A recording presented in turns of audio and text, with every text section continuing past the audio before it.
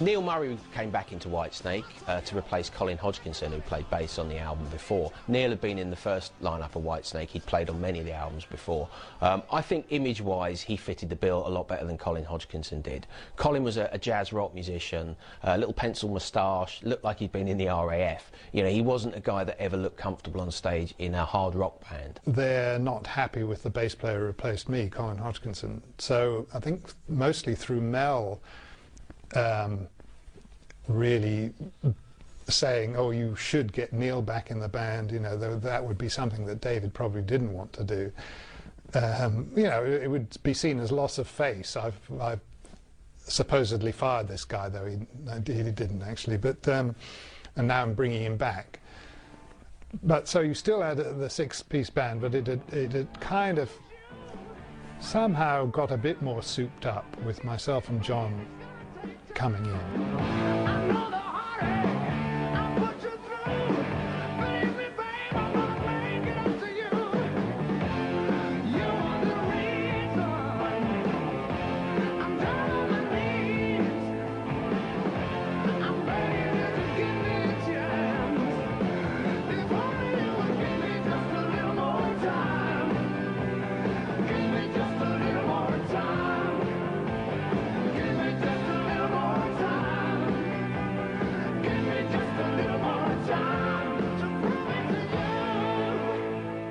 We were touring like that, but then Mel had this accident which really put him out of action completely. His arm just stopped working, basically.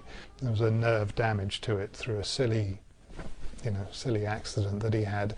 Then John Lord left to join the reforming Deep Purple.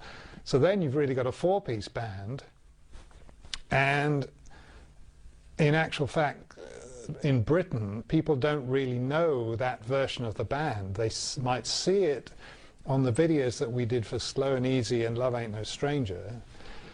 But we toured in America and Japan quite a bit as a four-piece. So myself, John Sykes, Cozy and David, with a sort of keyboard player on the side, not a real proper member of the band. And we did great. That was a very musically successful version of the band, but it didn't record like that. I want a superstitious woman with a superstitious mind. And I don't mind, baby.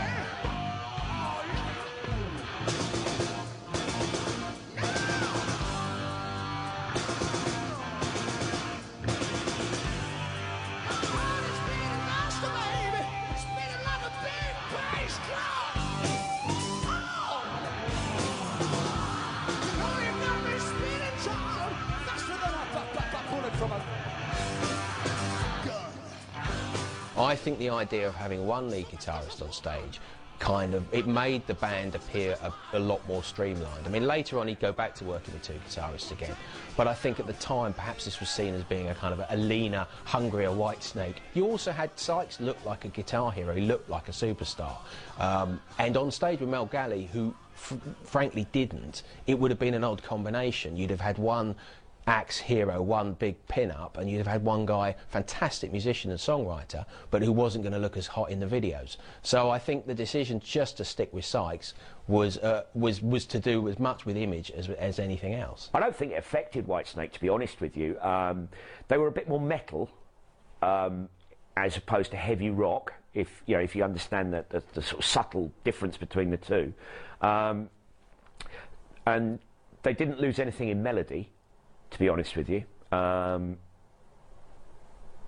they were a more aggressive sounding band than they had when they had two guitar players, be it Bernie Marsden and Mickey Moody or Mel Galley and Mickey Moody. Make love to me slow and easy. Take me down slow and easy. Rock me till I'm gone to the bar.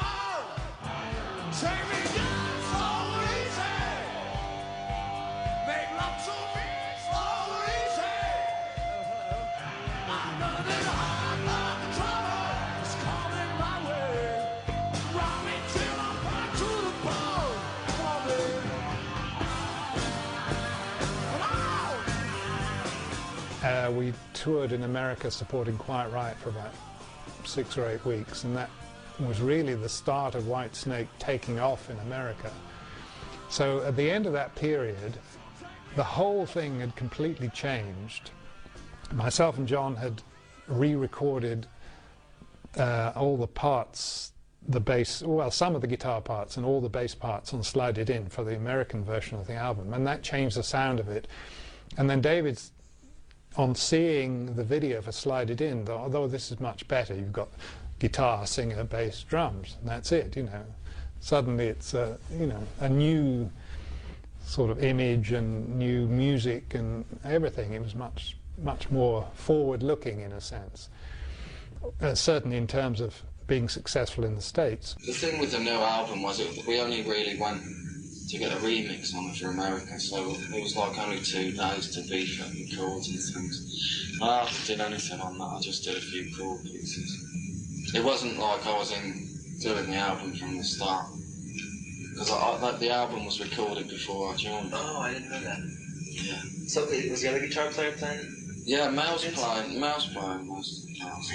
I mean, I do chords and a few fills and things, but it was like dead. It was like we got to remix it and everything, and like it was just come in and beef it up because it just turned it to lack a little bit. I can understand why UK fans would view having the album remixed as a certain act of betrayal, but it's you know, die-hard fans, yeah, but a lot of people have been like, yeah, bothered.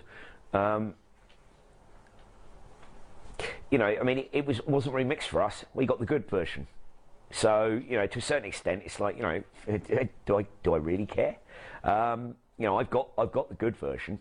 You know, and if there's a load of, you know, cloth-eared dolts on the other side of the pond that, you know, can't grasp the brilliance of what I'm listening to and have to have it completely redone for them, that's their problem, it's not mine. I think there is something in Coverdale's statement that he criticised the US version of Slide It In and said that it lacked bollocks. I think David is being a little bit disingenuous at times, because I didn't see him stopping that version going out.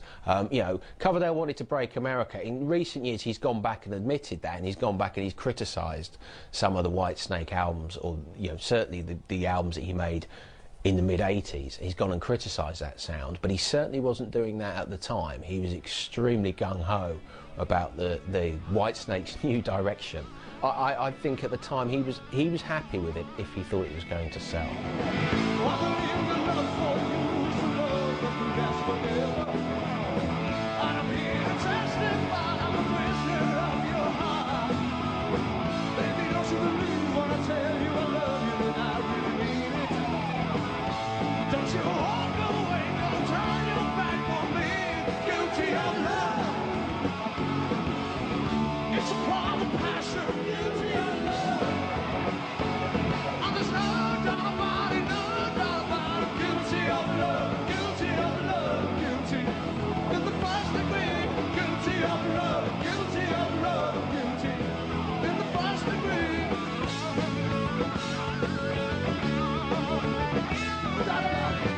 Guilty of Love is a single that's very redolent of sort of the Come and Get It, stroke Ready and Willing era of Whitesnake, which is incredibly popular here in the UK, and it harks back to that kind of style of Whitesnake, so you can understand why it was a very popular song here in the UK.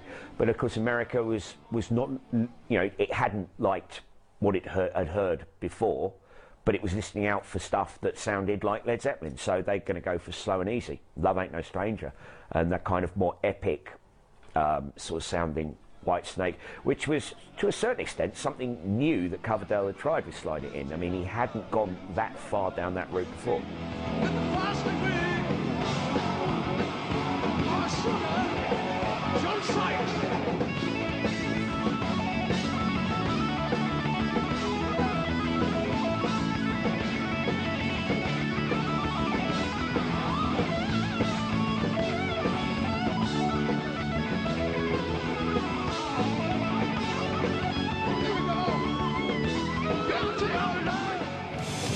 Yeah!